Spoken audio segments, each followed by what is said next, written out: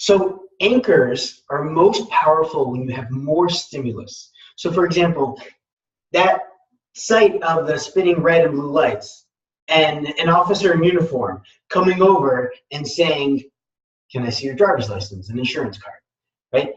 There's the sound, there's the sight, and then there's also the stimulus of those red lights. So there's multiple senses, right? There's the feeling of, oh my gosh, I don't know what's about to happen. All these pieces make the anchor more strong, more powerful. So for example, when I'm doing an anchor, right? So I have an anchor that will bring me to a very powerful, very energetic, resourceful state. And what I do is I can either squeeze my hand, right? It's something that I can do while sitting, I can do anywhere wherever I'm going, and I don't have to be, in moving mode or behind, the backstage before a big presentation. I could just be sitting, ready for them to announce me, introduce me, sitting on an airplane preparing for whatever it is I'm about to do. And by squeezing that hand, what it does for me is it provides a very unique stimulus, because no other time am I basically putting one hand over the other and giving this specific kind of pressure. But I did it while I was in a peak state of extreme happiness. And I was really feeling elated, and I realized, anchor it. And you can do that too. You can have multiple anchors. You can have ones that bring you from a state of stressed and tired and just fearful and not really feeling great. And you want to just snap out of it. So what you can do is create the anchor, whatever it is for you. It could be, some people go, yes, yes, yes. Some of my clients prefer to just go like this, right? To feel like they're doing jumping jacks, but in their seat.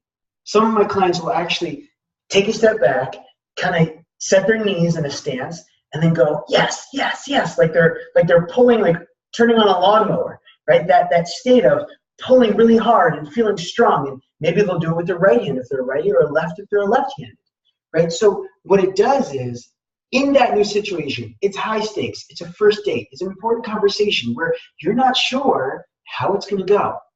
And you have new goals that you want to accomplish, but you're feeling stressed, you're feeling fearful or nervous about it. So you know that in that state, you're not going to be powerful. You're not going to be that creative, but you need to be on your A game. So what you do is decide how you want to feel. Get yourself into that fully associated, so you feel throughout your body. And in that state of feeling so powerful, so fully associated with that emotion, what you do is you give yourself that stimulus. And then bring yourself into that emotion again. Where you're feeling top of that emotion. Feel it peaking, and give you that stimulus. And you can even have an image of you achieving that goal, the feeling of you achieving that goal, or someplace that you want to be as a result of you achieving that goal, what it would mean for you.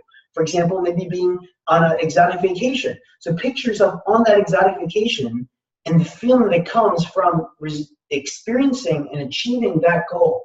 And as you visualize that in your mind, that vacation or achieving that goal, and you're feeling that peak of that emotion, maybe hear the sound or smell the sound of the sand, or the sound of, smell the sand, or hear the sound of the waves, and experience that.